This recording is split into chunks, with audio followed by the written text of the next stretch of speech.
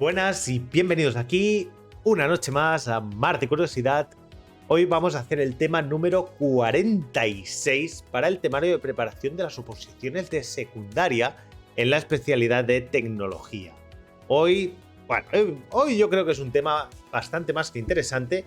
Y bueno, ya tenemos por aquí gente, así que voy a saludar. Víctor Carrera, buenas, bienvenido como siempre. Frey Gruber, Yodacho, antes tuvimos por aquí también a Invierte tu tiempo y a la hora Liaga y demás.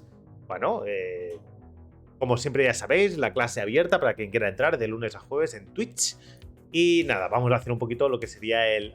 y Roley, que ha entrado justísimo para la clase. Bienvenido, puedes sentarte en primera fila, por favor. Y nada, vamos a darle un poquito de caña a este tema, que es básicamente mecanismos de retención, acoplamiento y lubricación de ejes. Muy bien, vamos a darle aquí duro a este temario. Muy bien, ¿qué nos explicarán aquí? ¿Vale? Aquí, para los amantes de la mecánica, este tema es de los de disfrutar, ¿vale?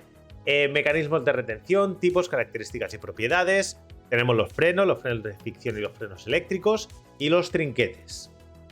Dentro de acoplamiento de ejes, tipos, características y propiedades, pues tenemos los acoplamientos fijos, que tendremos de manguitos, de vainas y de platos. Los acoplamientos elásticos, muy usados en la industria. Acoplamientos móviles, que tendremos la junta cardan y el acoplamiento móvil deslizante. Y los embragues, que tenemos los rígidos de fricción y automático. Y veréis un poquito el asunto de los embragues, que está siempre interesante. Luego tenemos el concepto de lubricación, factores que intervienen. Y clasificación y propiedades de los lubricantes. Esto está bastante más que interesante. Hablaremos de sus propiedades físicas y las propiedades químicas, además de los aditivos que se usan para los lubricantes. Qué bueno. Yo creo que es un tema que para automoción está casi ahí. Pero bueno, para cualquier otra industria donde se usen mecanismos y demás, tengan que transmitir fuerzas, los acoplamientos es un base. Bueno, muy bien, vamos a hablar de introducción. Venga, el movimiento de una máquina se obtiene a partir de una fuente de energía. Ya lo hicimos al principio de todos los primeros temas. Puede ser humana, animal, o un motor eléctrico, térmico, etc. Dice, este movimiento se consigue adecuar al trabajo que debe realizar la máquina a través de unos mecanismos. Ya hablaremos qué mecanismos son. Dice, un mecanismo es cualquier dispositivo que sirve para transformar un movimiento de entrada en un movimiento de salida. Por tanto, los mecanismos transforman y transmiten movimientos, velocidades y fuerzas. Esto ya lo vimos en temas anteriores, que los mecanismos nos permitían coger un movimiento y transformarlo ya fuera de lineal a rotativo, de rotativo a lineal, de lineal a lineal, de rotativo a rotativo, a diferentes relaciones de velocidad y demás, y ese era un poquito el concepto. Es decir, la energía que entraba era igual a la que salía menos la que se perdía por en medio, pero por ejemplo podíamos bajar la velocidad para aumentar mucho el par, o bajar mucho el par subiendo la velocidad, podíamos jugar con eso. Dice, además de los mecanismos encargados de transmitir y transformar movimientos, son necesarios una serie de mecanismos auxiliares. Mecanismos de retención, de acoplamiento y de lubricación. Muy bien. Dice, los mecanismos de retención son los encargados de interrumpir a voluntad el movimiento de rotación del eje. Frenos, ¿de acuerdo? Hablaríamos de frenos. Se les conoce con el nombre de frenos o trinquetes. Los mecanismos de acoplamiento unen entre sí a los ejes o árboles cuando se requieren transmisiones cuya longitud total es muy grande. Es decir, yo tengo un producto, una máquina que me está fabricando energía, un elemento que me está consumiendo energía y el eje es muy largo, entonces puedo acoplarlo y desacoplarlo. También me permite, por ejemplo, arrancar una máquina térmica sin la carga que tiene que mover y después ya lo acoplaré. Dice, los mecanismos de lubricación sirven para engrasar los ejes y cojinetes, de modo que disminuye la fricción entre los mismos. También se les denomina engrasadores. También permiten conceptos secundarios como la refrigeración y demás. Tienen toda una serie de funciones. Pero bueno, eso ya lo hablaremos después. Muy bien. Mecanismos de retención, tipos, características y propiedades. Dice, en muchos casos resulta necesario detener el giro del eje de una forma rápida. Muy importante, rápida, porque si quisiéramos una detención lenta, simplemente dejamos de proporcionar energía y ya se frenará. Dice, sin esperar a que acabe parando por inercia. Para lograr este propósito se dota a las máquinas de un sistema de frenado. tenemos los frenos, ¿no? Dice, los frenos son órganos mecánicos destinados a reducir o hacer que cese el movimiento de una máquina. Este fin se logra absorbiendo parte o toda la energía cinética de la máquina y transformándola en un trabajo. Ya está. Dice, existen dos tipos de freno en función del tipo de energía de frenado que se emplea para extraer energía cinética. Los de fricción y los eléctricos. Ahora vamos a ver un poquito por dónde va el asunto. Dice, por otro lado, el accionamiento del sistema de frenado se puede realizar con un sistema mecánico, neumático, hidráulico o eléctrico. ¿Cómo va a ser esto? Hablamos de los frenos de fricción, con aquel freno que aumentando la fricción de rotación frenamos el elemento. Y los eléctricos, los que generando un campo magnético obligamos a extraer energía de ese giro y básicamente lo detenemos. Ahora lo veremos. Muy bien, frenos de fricción. De estos frenos transforman la energía cinética de la máquina en energía térmica. Básicamente, yo te freno y tú me calientas. Ese calor que me estás dando es lo que te frena. Ello es consecuencia del rozamiento producido por una pieza que ofrece una resistencia al movimiento de la máquina. Si el freno se calienta excesivamente, su coeficiente de rozamiento disminuye. Es una cosa que se llama fatiga térmica. No sé si habéis visto nunca que al final de las bajadas suele haber un terraplén de gravilla pensado para frenar camiones. ¿Por qué? Porque muchas veces los camiones pueden bajar aplicando el freno. ¿Qué pasa? Que cuando ese freno se ha calentado demasiado, el freno ya no frena adecuadamente y el camión se embala. Entonces, si quieres detener el camión, te tienes que meter en ese carril de grava porque si no, no vas a frenar el camión. Dice, y por lo tanto, su capacidad de frenado también. Por ese motivo, los sistemas de frenado deben disponer de una buena refrigeración. Eso es muy importante. Bueno, tenemos los frenos de zapatas, que son muy conocidos. Dice, el elemento de frenado que absorbe la energía calorífica es una zapata. ¿Vale? Esto sería la zapata. ¿Vale? Yo tengo un elemento que aprieta el eje que está rotando. Ese eje me va a calentar la zapata y la zapata básicamente extrae el calor y la energía del giro. Muy bien. Dice, puede haber contacto por el exterior del eje de giro o por el interior. Zapata interna. Tengo una zapata que cuando vaya a frenar lo que va a hacer es abrirse. Normalmente, si miráis las ruedas de los coches, veréis una zapata externa. Una zapata que pinza por fuera. Dice, por el giro de un tambor que gira solidariamente con el eje, dando lugar así a frenos de zapata exteriores o de tambor, respectivamente. Dice, un ejemplo de aplicación de los frenos de zapata son los frenos de una bicicleta. También un freno de una bicicleta, si lo habéis visto, tenemos una zapata externa de goma que se va a acercar a la rueda, básicamente la va a obligar a frenar. Por ejemplo, ¿qué pasa si estamos frenando constantemente con el freno? Se calienta, se deteriora la goma y ya no frena tan bien como debería. ¿De acuerdo? Así que bueno, eso tenerlo en cuenta, ¿de acuerdo? Muy bien. Frenos de cintas. ¿Vale? En este caso, la pieza de fricción es una cinta que rodea el eje de gira y lo aprieta cuando se tensa. Básicamente tenemos una palanca que, al estirar, tensa toda esta cinta. No deja de ser un freno de zapata, pero la zapata en este caso es flexible. Es una zapata flexible. Es la cinta. La cinta no se mueve en ningún momento, ¿de acuerdo? La cinta lo que hace es tensionar más o menos el eje. Y al ser flexible, se adapta a la forma del eje. Pues, por ejemplo, si el eje tiene algún tipo de excentricidad o ovalidad o lo que sea, pues funciona perfectamente. Estos frenos se encuentran muy difundidos en todas las máquinas elevadoras de cable, en las cuales el tambor de arrollamiento de cable permite instalar este tipo de freno de diámetro relativamente grande, equivalente al del tambor, pero de dimensiones axiales pues más reducidas. Después tenemos los frenos de disco. Mismo asunto. Este sería el típico freno de coche, ¿vale? Con las pastillas de freno. Habréis escuchado el concepto de pastillas de freno, como mínimo en algunas canciones de estopa. Dice, constan de un disco que gira solidariamente con el eje y de una pieza llamada pastilla. Cuando se acciona el freno, la pastilla aprisiona el disco y el rozamiento entre ambas superficies hace que la velocidad de giro disminuya. ¿Vale? ¿Queda claro? Esto deberíamos tenerlo claro, ¿no? Muy bien. Dice ahora... frenos eléctricos. Ahora vamos al concepto diferencial. Dice, los sistemas de frenado eléctrico transforman la energía cinética de rotación del eje que se pretende detener en energía eléctrica. Por ejemplo, el metro de Barcelona hace eso.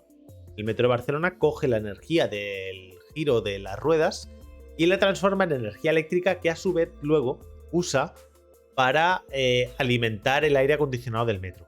Es un sistema que tienen para el uso de la energía.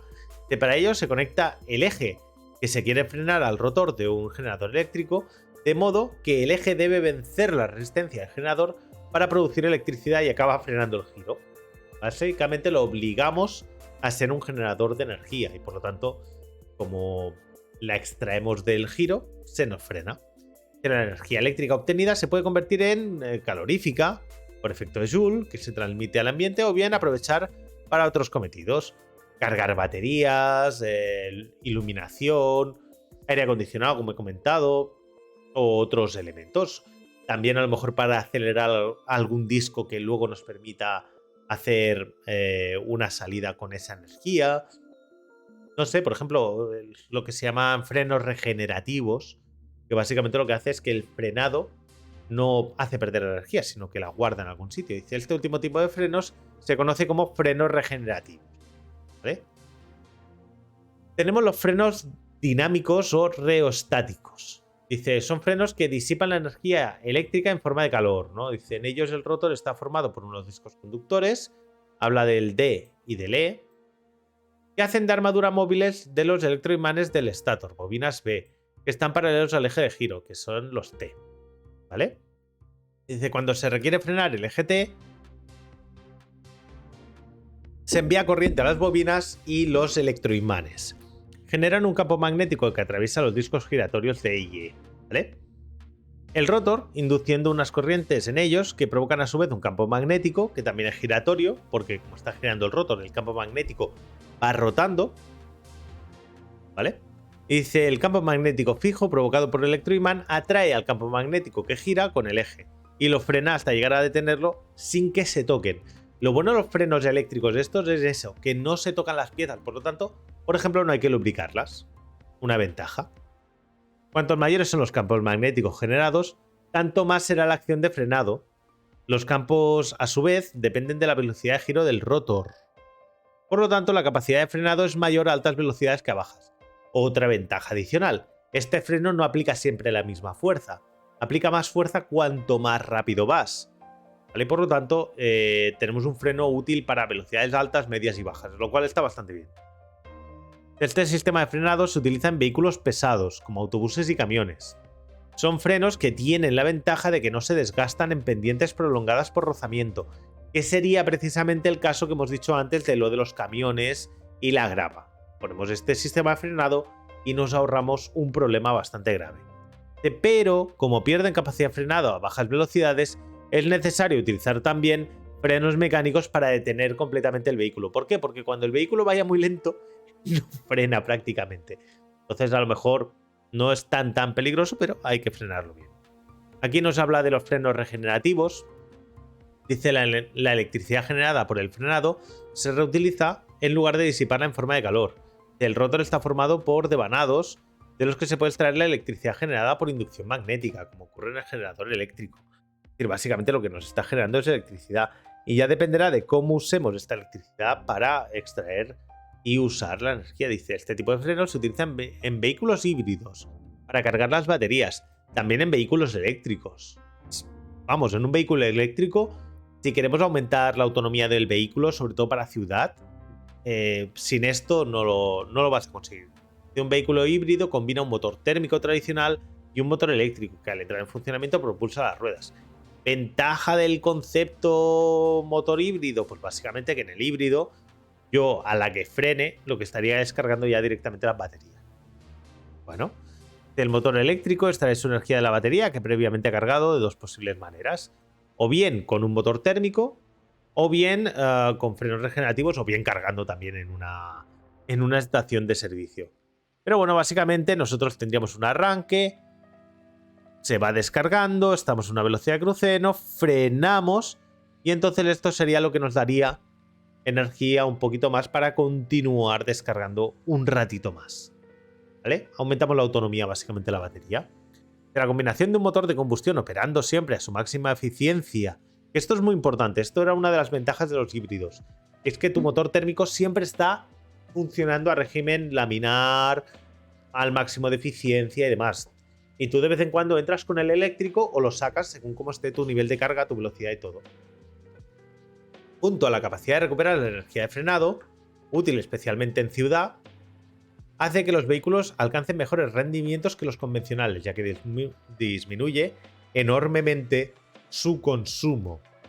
Por lo tanto, los vehículos híbridos, aunque contaminan justamente donde están transitando, lo cual es malo si queremos tener ciudades totalmente limpias, son más eficientes que los motores térmicos convencionales y seguramente, según cómo se usen, podrían llegar a una eficiencia superior que los eléctricos puros. Pero bueno, eso ya son dependiendo de los coches. Por eso tuvieron tanto éxito los híbridos en el tema medioambiental. Bueno, vamos a los trinquetes. Son mecanismos que permiten la rotación del eje en un sentido y la impiden en el opuesto. Es decir, yo intento girar para un lado, yo puedo girar, pero si intento girar en el sentido opuesto, el trinquete me lo va a impedir. Solo puede girar en un sentido. Un trinquete está formado por un conjunto rueda dentada y uñeta. Rueda dentada, uñeta. Claro, los híbridos son caros. Lo que pasa es que el generador eléctrico con motor térmico es una tecnología que llevamos muchos años usando para muchísimas cosas. Así que el problema es con los motores eléctricos, eso es otro rollo. Pero bueno, dice, desde el punto de vista constructivo pueden ser de diversos tipos, según se muestra en la figura, ¿no? Tenemos bastantes conceptos por aquí. A este me gusta mucho. Tiene muchas aplicaciones y se puede utilizar para convertir un movimiento alternativo en otro discontinuo unidireccional. ¿Por qué? Porque por mucho que sea alternativo, yo solo avanzaré en una dirección y en la otra me mantendré parado. Por lo tanto, tengo un movimiento discontinuo, pero en una sola dirección. Parecería como instalar un diodo en un sistema de corriente alterna. Sería el mismo efecto. Ejemplos de aplicación son mecanismos de tracción manual, gatos de elevación, relojes, frenos de mano de automóviles, rueda trasera de bicicletas, cabestantes de barcos, destornilladores mecánicos, etc. Por ejemplo, ¿por qué cuando le intentamos dar hacia atrás a la rueda de atrás de la bicicleta no tira, ¿no? Pues básicamente porque tendría este sistema. Vale, acoplamientos de ejes, tipos, características y propiedades. Te conviene recordar la diferencia entre un eje y un árbol motor. El eje es un elemento generalmente cilíndrico que sirve para sostener piezas mecánicas que giran. Y un árbol es un elemento cilíndrico o no sobre el que se montan diferentes piezas mecánicas y que, a diferencia del eje, es capaz de transmitir movimientos de giro. Por ejemplo, la diferencia entre árbol de levas o un eje de una hélice. Dice, me acabo de acordar del efecto trinquete en la economía. No tiene nada que ver con esto, por cierto, pero bueno, seguramente tenga algo que ver con cómo funciona el efecto trinquete, que solo vaya a lo mejor en un sentido, pero no pueda ir en el opuesto. A lo mejor tiene algo que ver con eso, no lo conozco, así que me dejo guiar por las frases que hemos leído anteriormente. Venga, vamos allá. Tenemos varios acoplamientos. Podríamos hablar de los fijos. Dice, los acoplamientos fijos son aquellos que unen rígidamente los árboles de transmisión que han de prolongarse. Mira, dice, efectivamente es eso. Curioso. Para ello se requiere que sus respectivos ejes geométricos coincidan exactamente. Estos acoplamientos pueden ser de diversos tipos según se expone a continuación. Tenemos los de manguito, ¿no? Dice, están construidos por un manguito de fundición alcalanado. Bueno, no tengo idea. Ah, estos dos tornillos son para clavar la chaveta. Interiormente para acoger las chavetas, que lo sujetan a los extremos de ambos árboles. ¿Vale? Porque tenemos que tener una chaveta por un lado, una chaveta por el otro, para que los dos ejes no giren entre ellos, sino que se mantengan totalmente rígidos. Dice, la simetría debido a las ranuras y a las chavetas hace que los árboles estén sometidos a fuerzas centrífugas que pueden producir vibraciones. Los acoplamientos de este tipo son los más sencillos, pero también los más toscos. Resultan aptos para potencias y velocidades reducidas, es decir, para algo pequeñito. Estar mal de la chaveta, sí. ¿Por qué? Porque si está mal de la chaveta, el eje gira dentro del elemento de unión y entonces va loco. estar mal de la chaveta. Vas loco, ¿vale? Es decir, el concepto ese sería el de estar mal de la chaveta, correcto. Venga, va. De vainas. Tenemos un acoplamiento de vainas. Dice, están construidos por un manguito cortado en dos partes llamado vainas, a lo largo de un plano diametral, que se mantienen unidas pues mediante tornillos, básicamente. Dice, la unión trabajará por fricción debido a que al apriete de las dos vainas entre sí, la proximidad de los ejes de los tornillos a la superficie del árbol y la disposición de las cabezas de los tornillos que se alternan con las tuercas logran un conjunto compacto y equilibrado. ¿Vale? Por aquí iría un poquito el asunto. Y después tendríamos los acoplamientos de platos, que son súper comunes. Dice, otro tipo de unión entre ejes igual o distinto diámetro es el construido por dos planos de acoplamiento. Tenemos un eje con un eje con un plano. En cada eje tenemos una chaveta y después atornillamos, unimos y adiós. Después tenemos ya una cosita más que es más complejo y ya empezamos con los acoplamientos elásticos. Ojito, cuidado. ¿Qué son los acoplamientos elásticos? Que los acoplamientos expuestos hasta aquí son fijos, que es lo que hemos visto antes, ¿vale? ¿Por qué? Porque están unidos por tornillos, chavetas, etc. Por lo que pueden resultar peligrosos en casos como arranques bruscos o para fuertes variaciones de carga. ¿Por qué? Porque pensad que siempre en cualquier avería suele fallar el elemento más débil. ¿Qué pasa? Si hay un problema de un exceso de transmisión de fuerza entre la rueda, el eje o una hélice, el eje o lo que sea, el eje y el motor, suele tener la mala costumbre esto de llegar al motor. Y en el motor hay piezas bastante débiles, entonces suele reventar el motor, la caja de cambios, etc. ¿Qué pasa? Nos interesa poner un fusible de por medio. ¿Por qué? Porque no queremos que se rompa el motor o la reductora, que es muy cara. Preferimos que se rompa un acoplamiento que es muy barato. Entonces ponemos una especie de fusible mecánico, que en este caso sería el acoplamiento elástico. En estas ocasiones se pueden utilizar acoplamientos elásticos que permiten un desplazamiento relativo entre los ejes unidos. Para ello disponen de algún elemento elástico que se deforma en caso de esfuerzos puntuales y recupera la posición en régimen permanente. Y lo dicho, también, si la deformación es excesiva, se rompe el elemento elástico. Bueno, hay distintos tipos de acoplamientos elásticos. Dice, por ejemplo, los platos de acoplamiento elástico son semejantes a los descritos anteriormente, pero la transmisión de momento no se efectúa por rozamiento entre las dos superficies frontales, sino por arrastre a través de unos pernos. Es decir, tenemos pernos puestos cara a cara y básicamente lo que hace es arrastrar uno sobre otro. ¿Qué pasa si se rompe por exceso? Pues una parte girará loca, pero la otra seguirá moviéndose normal. De modo que dichos anillos hacen de elemento elástico que amortigua brusquedades de la marcha. Otro sistema consiste en intercalar un plato elástico entre dos platos rígidos, como muestra la figura. Rígido, elástico. Este sistema admite también pequeños cambios de alineamiento de los ejes, porque solo se transmite el movimiento, no hace falta que estén exactamente alineados. Uno puede estar girando excéntricamente a otro que simplemente está girando, y este me lo está llevando en excéntrica. Luego tenemos elementos un poquito más complejos, como son los acoplamientos móviles. Y obviamente aquí ya nos podemos meter en asuntos como el acoplamiento Cardan, o la junta Cardan, perdón. Este tipo de unión puede considerarse como una articulación, ¿vale? Parece como un codo, se llama el Cardan, ¿vale? Que puesto que permite transmitir la rotación de un eje a otro con el que forma un ángulo. Y además puede ser variable. Es decir, yo estoy girando y el eje con el que giro no tiene por qué estar así. Puede estar así. O puede estar así. Y se sigue manteniendo el movimiento. Sigue transmitiendo el movimiento. Estas uniones están formadas por dos brazos montados que salen de cada eje. De forma que los brazos de un eje están girados 90 grados uno respecto al otro. Los brazos están girados y eso me permite tener movimiento como el codo o como la rodilla de las piernas. La unión entre ambos se efectúa una cruz colocada entre los dos pares de brazos.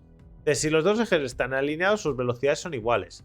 Pero si forman un ángulo entre sí, sus velocidades medias, aunque sus velocidades medias sean iguales, a cada vuelta del eje corresponde una del otro, ¿vale? No lo son sus velocidades instantáneas. Entonces ahí tenemos una variación de la velocidad según el grado de inclinación, lo cual está bastante interesante. Así que cuanto mayor sea el grado de giro entre uno y el otro, tanto más irregular es la velocidad del eje conducido. Es decir, cuanto más rectos están, más equilibrados. Eso, cuanto más desviado está, pensad que el que está desviado hay un momento que gira muy lento y otro momento en el que gira muy rápido, muy lento, muy rápido. Entonces tiene una distribución de velocidad variable. Entonces complica un poquito el movimiento. En muchos casos puede evitarse esta diferencia de velocidades instantáneas mediante dos juntas cardan y un eje intermedio. Entonces, básicamente lo que cojo es un cardán, un eje, otro cardán, y entonces ese movimiento relativo básicamente me lo estoy llevando y cuando llega al otro lado lo anulo. Un poquito complicado, pero bueno. De modo que forme el mismo ángulo con ambos ejes y se compensen las irregularidades. También existen uniones dobles que siguen dicho principio y hacen el mismo efecto. La única diferencia entre esto y esto es la longitud del eje. Ya está. Dice, este tipo de acoplamiento se utiliza en sistemas de transmisión de vehículos con tracción trasera para conectar la salida de la caja de cambios con el diferencial. Venga, va, otro más. Acoplamiento móvil deslizante. Venga, vamos allá. Dice, para solucionar el problema del posible acortamiento y alargamiento de distancia entre dos ejes, es decir, un eje que se une y se separa, pero tiene que seguir girando, aquí la cosa se complica un poquito más. Entonces aquí necesitamos un acoplamiento que tenga la capacidad de moverse en algún eje, en este caso un eje longitudinal. El acoplamiento móvil más utilizado es el manguito deslizante, compuesto de dos piezas estriadas en los extremos de unión, por una parte exterior y otra parte por interior. Ya está. Y esto hace de chaveta, básicamente. Y así, cuando alguno de los ejes se desplace axialmente, se sigue transmitiendo el movimiento a través de las estrías engranadas en ambos ejes. Simplemente, pues, seguirá girando igual, pero yo me puedo acercar y uno de los ejes se meterá dentro del otro, o me puedo alejar y los ejes se separarán, pero seguirán girando exactamente a la misma velocidad.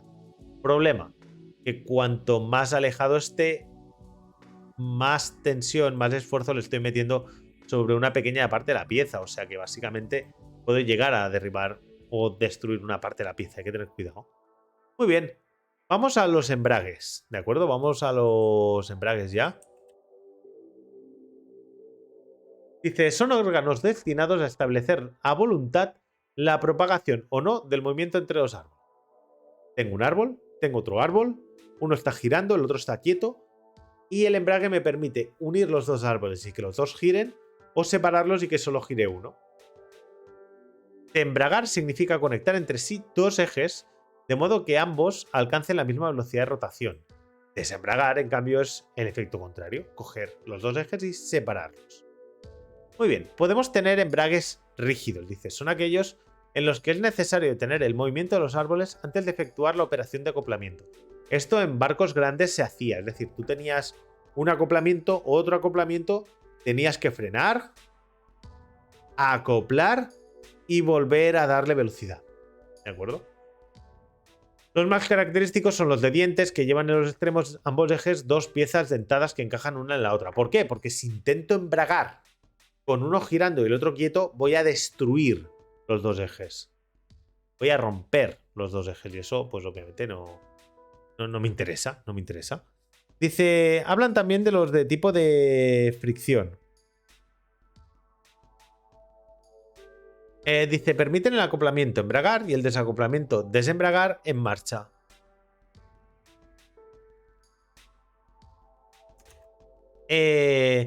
Y asimismo la transmisión progresiva del arranque, con lo que se aminoran los esfuerzos en el arranque, que siguen, bueno, que siempre son superiores a los de trabajo. Muy bien, dice, los embragues de fricción, bueno, en los embragues de fricción los árboles que se van a acoplar llevan en sus extremos dos piezas que giran solidariamente con ellos, cuya superficie presenta una gran adherencia. Esto básicamente lo que va a hacer que se enganchen entre ellos. El rozamiento acopla ambos ejes, igualando así sus velocidades. ¿Vale? Lo vais viendo, ¿no? Como embraga esto. Tenemos un disco de fricción, tenemos un cigüeñal por un lado, un collar de empuje por otro. ¿Vale? Entonces básicamente lo que hago es embragar y desembragar. Yo lo acerco, se une todo y por el disco de fricción voy a ir a la misma velocidad. Y si me separo, lo voy a desembragar. ¿Por qué me suelo cargar el disco de fricción en mi coche? Porque si yo aprieto ligeramente el embrague, estoy soltando solo un poquito este disco. O sea que el disco está girando a una velocidad relativa a la del cigüeñal. Y eso lo funde. Lo deja lisito. Lo deja lisito. Por eso hay que soltar el pie del embrague, señores y señoras. Para realizar este acoplamiento normalmente se utilizan unos resortes. Un ejemplo característico son los embragues de disco. Dice, están formados por dos discos. Uno va acoplado al eje motriz y otro al eje resistente, que sería el eje que va a las ruedas, a la propulsión. Cuando no se transmite potencia al eje resistente, los dos discos están separados, el embrague está desembragado. Y cuando la transmisión de potencia es máximo, los discos están en contacto, está embragado. Luego tenemos ya sistemas un poquito más complejos. Aquí ya nos vamos. Aquí nos vamos un poquito al sistema automático, ¿de acuerdo?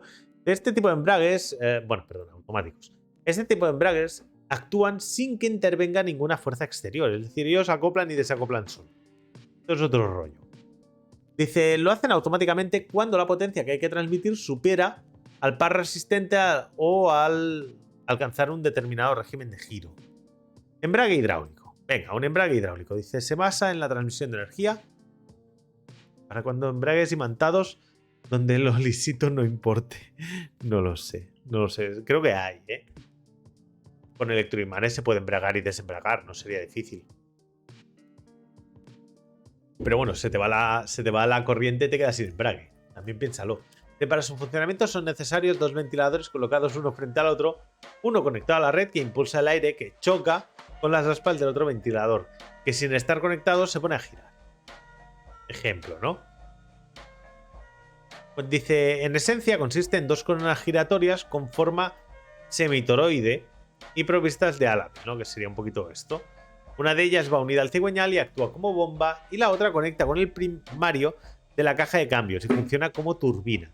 Turbocompresores. ¡Oh, me acaba de entrar el turbo! ¿Os suena eso de me acaba de entrar el turbo? Ejemplo.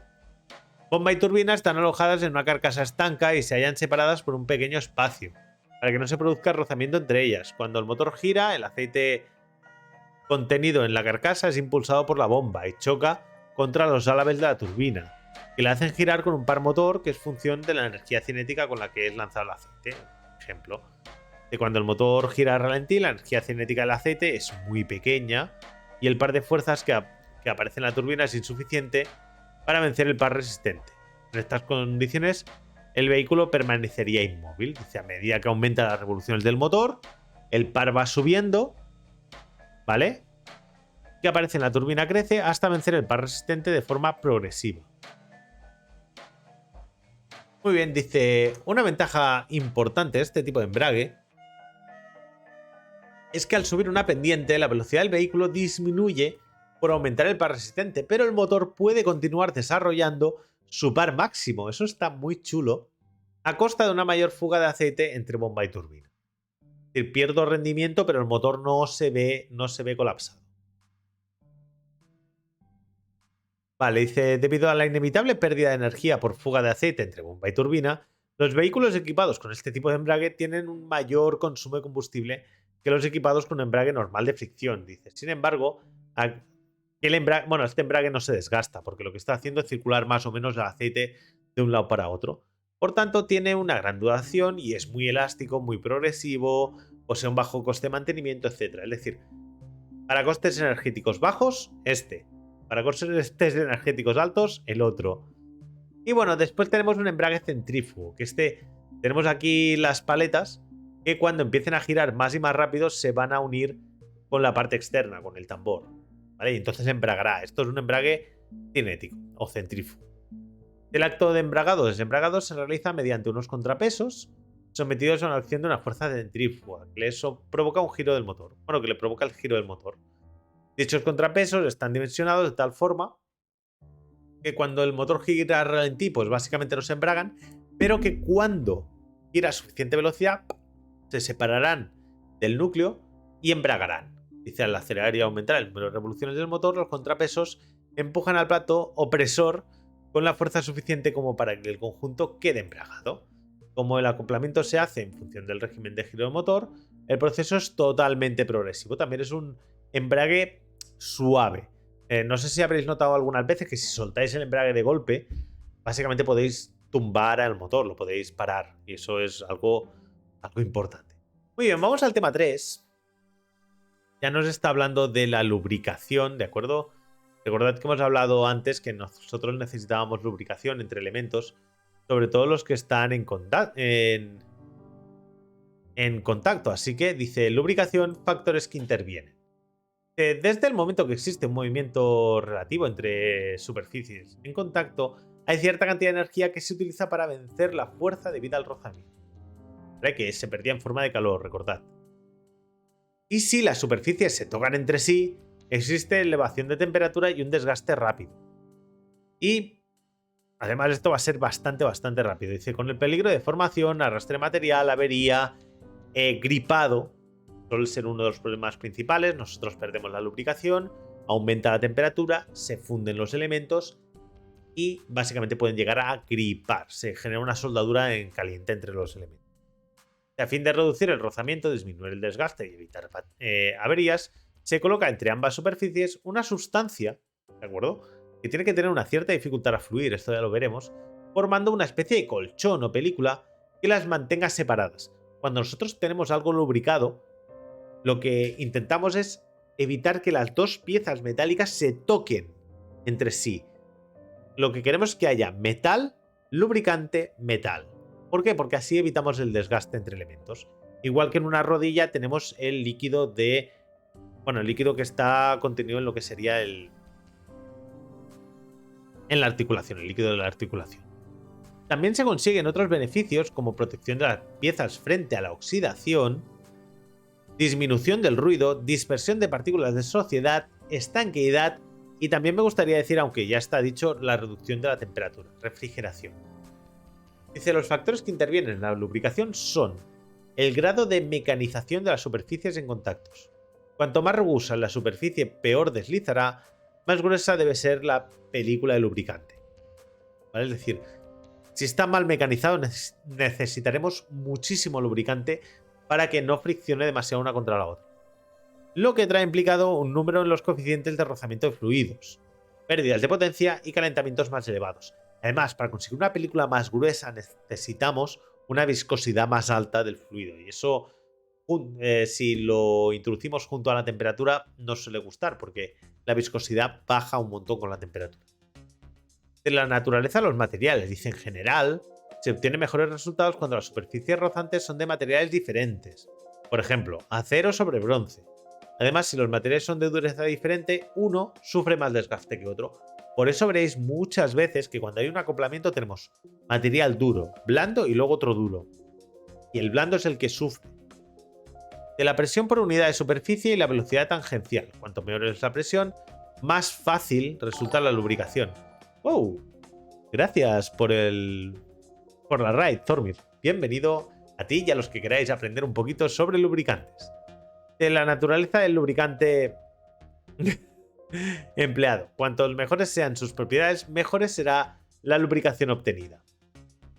En caso de árboles y ejes, el principal punto de fricción aparece en sus sujeciones a la carcasa o bancada. De las piezas engrasadas de esta, en función, se llaman cojinetes. Esto ya lo hemos visto. Dice, un cojinete de camisa... en un cojinete de camisa, el eje gira de forma concéntrica con un casquillo exterior que le sirve de soporte. Esto sería el típico cojinete de bancada. Tenemos un cojinete de deslizamiento que estará por la parte externa. La película de aceite que está entre el cojinete de deslizamiento y el eje que está girando en el interior. Y abajo, donde haya más fuerza, es donde tendremos lo que se llama la zona de alta presión. ¿Vale? Muy bien. Esto ya serían rodamientos. Un cojinete de rodamientos tiene bolas o rodillos cilíndricos entre el casquillo interior unido al eje y el casquillo exterior unido al anejo, exterior anejo a la carcasa. Se transforman un movimiento de giro con deslizamiento en un giro con rodadura y disminuyen enormemente el rozamiento del eje al girar. Estos rodamientos básicamente lo que hacen es reducir tanto la zona de contacto como la fuerza que requieren. Entonces, Básicamente mejoramos y mucho el rozamiento. Teóricamente, estos cojinetes no necesitan lubricación, ya que las bolas o rodillos ruedan sin deslizamiento dentro de una pista. Mentira, usan lubricación. Por eso tenemos los que son cerrados, los que son abiertos y los que son semicerrados, los autolubricantes y demás. Estos se lubrican, necesitan lubricación, todo necesita lubricación. Sin embargo, como la velocidad de giro del eje no es nunca exactamente constante, las pequeñas aceleraciones producidas por las fluctuaciones de velocidad producen un deslizamiento relativo entre bola y pista. ¿Vale? La pista gira a diferente velocidad que la bola. Para disminuir esta fricción se lubrica el rodamiento, ya está. Siempre vamos a tener lubricación en un elemento que gira sobre otro, sobre todo si está en contacto, porque si no, vamos a tener un desgaste muy rápido. Dice, existen diferentes mecanismos o herramientas destinadas a mantener lubricados los interiores de los cojinetes. Vamos a ver algunos de ellos, ¿no? Vamos a ver qué tenemos. Dice, engrasador de mecha. Dice, en este tipo de engrasador, el aceite pasa a través de una mecha mediante acción capilar. Igual que si ponéis la mecha de una vela. La cera va a ir subiendo por acción capilar hasta la parte superior. Y gotea en el cojinete. Las mechas están construidas por hilos sueltos de lana peinada y suelen enhebrarse en un lazo practicado en un extremo de la lana para facilitar la introducción en un tubo. Y entonces pop, lo pones, se mojará de lubricante y ese lubricante entra al interior del cojinete. Engrasador de varilla vibrante. Dice, la varilla se ajusta en el vástago del engrasador de tal forma que no se permite el paso de aceite. Que la varilla se apoya en el eje a lubricar y cuando este empieza a girar vibra verticalmente con una acción de bombeo, lo que hace que el aceite se deslice por la varilla hacia abajo. Entonces vamos lubricando el elemento. Un engrasador de gota también, 3/4 de lo mismo. Una válvula cónica para regular el flujo de aceite, pues que vendría de una cubeta. Así podemos decir cuánto introducimos y cuánto no. Este tipo de engrasador es muy sensible a los cambios de temperatura. ¿Por qué? Porque si sube la temperatura, baja la viscosidad y entonces fluye mucho mejor el aceite. Hay que tener cuidado cuando usemos lubricantes. Hay que controlar a qué temperatura vamos a trabajar. No podemos usar lubricantes de viscosidades diferentes.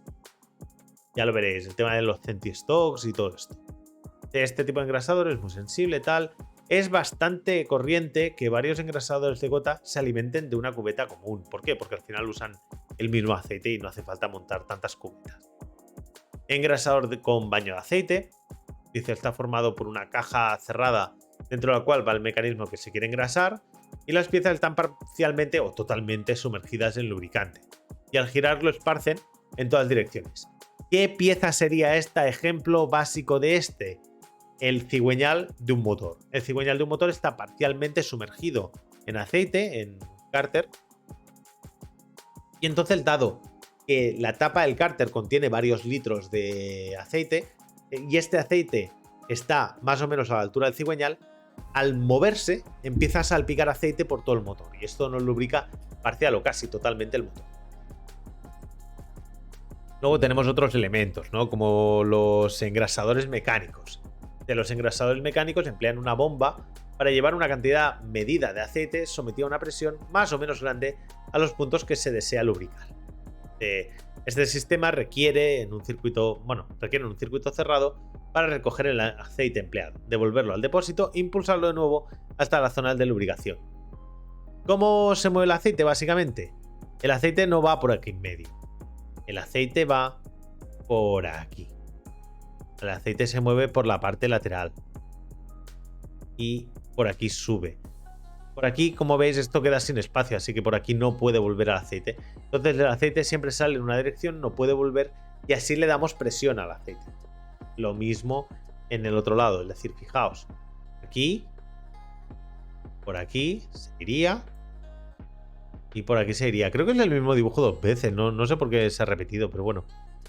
Dice, clasificación y propiedades de los lubricantes. Aquí ya vamos a hablar exactamente de las propiedades de los lubricantes.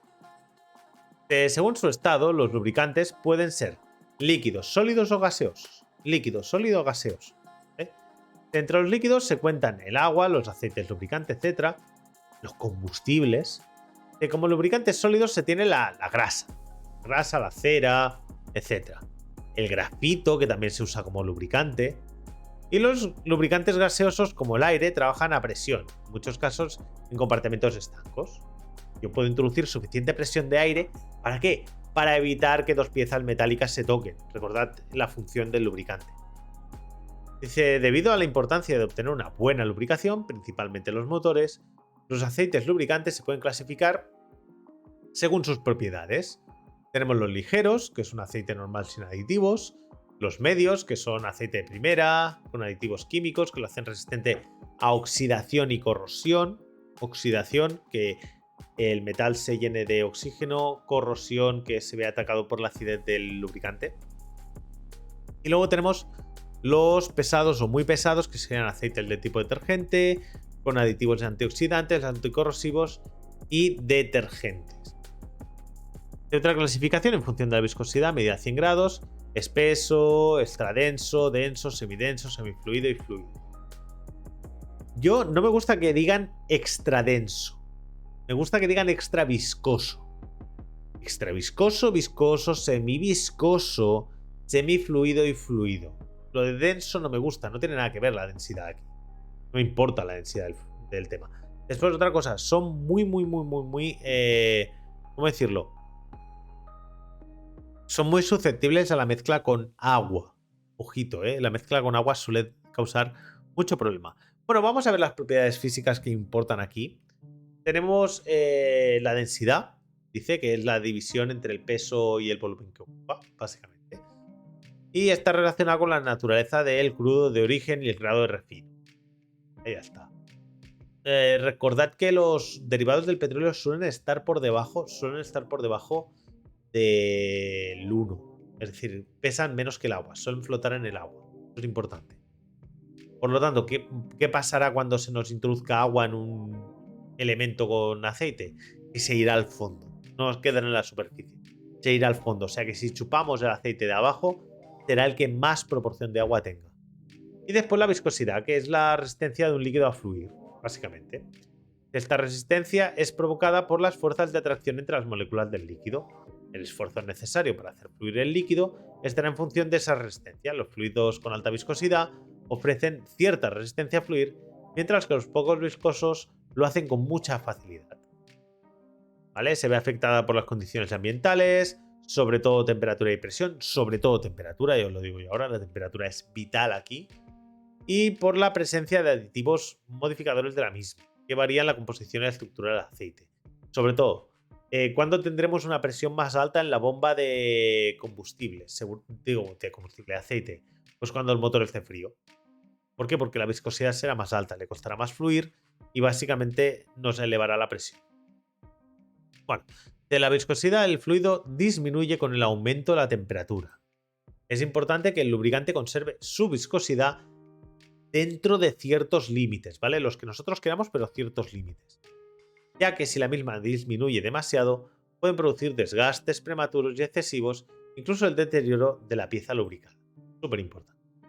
El índice de viscosidad es la medida de la variación de la viscosidad de un aceite en función de la temperatura. Se calcula comparando la viscosidad del aceite con la de dos aceites patrón, ¿vale? Dos aceites patrón y tal. Después tenemos la bombeabilidad, es decir, la facilidad que tendríamos para bombearlo.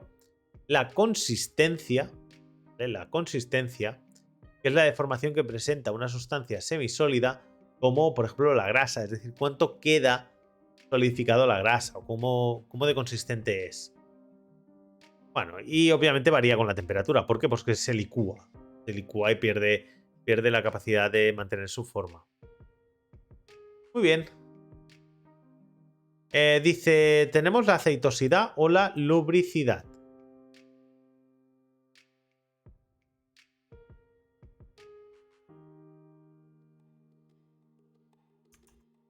Dice, también tenemos la espumación, que es la tendencia de formación de espuma, que es una aglomeración de burbujas de aire o otro gas separados por una capa de líquido. Suele dar mucho problema que se nos metan burbujas de aire dentro de la zona a lubricar, porque pueden dejar zonas sin lubricar. El punto de inflamación, muy importante, sobre todo no usar lubricantes a temperaturas superiores al punto de inflamación. También lo podemos llamar flashpoint y demás. Y el punto de congelación, lo mismo. Usar lubricantes por debajo del punto de congelación. Muy bien, tendremos las propiedades químicas, pues que es la acidez. Suelen ser ácidos, suelen tener restos ácidos, suelen tener azufres, o sea que ojito. La oxidación, cómo de propensos son a oxidar el medio donde están, o si lo protegen de la oxidación, ojito. Y la resistencia de película, que es la capacidad del aceite para resistir el barrido o la compresión cuando es empujado entre las superficies. Es decir, si yo empujo ese aceite, ¿qué película de aceite me queda sobre la pieza que estoy usando? Bueno, aditivos. Pues nada, los aditivos son compuestos que usaremos, ¿de acuerdo? ¿Y qué nos permiten obtener? Pues nos permiten obtener propiedades que de por sí no teníamos. Pues protección del lubricante limitando su alteración química para que no se modifique con el tiempo, nos dure más. Protección del motor de los residuos que se acumulan en el lubricante. Mejora de las propiedades físicas y químicas. Y entre los aditivos más empleados pues están el siguiente, pues los que mejoran el índice de viscosidad, ¿de acuerdo? ¿Por qué? Porque yo quiero que el aceite varíe lo mínimo posible cuando yo varíe la temperatura. A más índice, menos variación. A menos índice, más variación. Por lo tanto, si yo tengo un lubricante que me va muy bien a 30 grados y quiero que me vaya a 60 igual de bien, con esa viscosidad exacta, lo que necesito es que tenga un índice de viscosidad altísimo. Antiespumantes, anticongelantes, detergentes, antioxidantes, anticorrosivos, antidesgaste, extrema presión, ¿vale? Para resistir condiciones de fuertes presiones, ¿vale? Y bueno, esto ya sería el tema de los aditivos. Y así que vamos a entrar ya en la conclusión del tema. Y dice, a lo largo del tema se han explicado cuáles son los mecanismos de retención, de acoplamiento y de lubricación de ejes. Los mecanismos de retención son los encargados de interrumpir a voluntad el movimiento de rotación de eje y se les conoce con el nombre de frenos o trinquetes, ¿vale? Nos acordamos, los mecanismos de acoplamiento unen entre sí a los ejes y a los árboles cuando se requieren transmisiones cuya longitud total es muy grande, y los mecanismos de lubricación sirven para engrasar los ejes y cojinetes y también se les conoce como engrasadores. Así que bueno, dicho esto, hemos terminado el tema, así que vamos a despedir a la gente de YouTube. Bueno, muchas gracias por haber llegado hasta aquí. Hemos terminado el tema número 46 de los 71 temas para la formación de las oposiciones de secundaria para especialidad de tecnología. Nos vamos acercando ya al final, inexorablemente. Ya estamos llegando. Este tema ha sido, yo creo, bastante asumible, bastante sencillo. Hemos visto cosas nuevas de lubricantes, ejes y demás. He dejado algunos conceptos sin explicar, hemos explicado un poquito la chaveta, hemos explicado las ranuras, hemos explicado un poquito cómo se transmiten fuerzas. Recordad que tenemos temas anteriores donde hemos hablado de estática y de mecánica y dinámica. Por lo tanto, tenéis ahí cositas que a lo mejor os pueden hacer entender un poquito todo. He dejado sobreentendidas bastantes cosas de los motores. Más adelante nos explican el concepto motor térmico y todo esto en temas posteriores. Y si queréis ver los temas posteriores, recordad, tenemos aquí cada noche, más o menos a las 10:30, de lunes a jueves, un tema adicional que podéis ver en Twitch, en el canal de Mar de Curiosidad, o si os gusta verlo a través de YouTube, cuando queráis podéis ir a la lista de reproducción y seguir viendo los vídeos. Así que bueno, nada, si os ha gustado el vídeo, por favor, dadle like, compartid, suscribiros al canal y nos vemos aquí un día más en el canal del Mar de Curiosidad. Un saludo y buena prueba.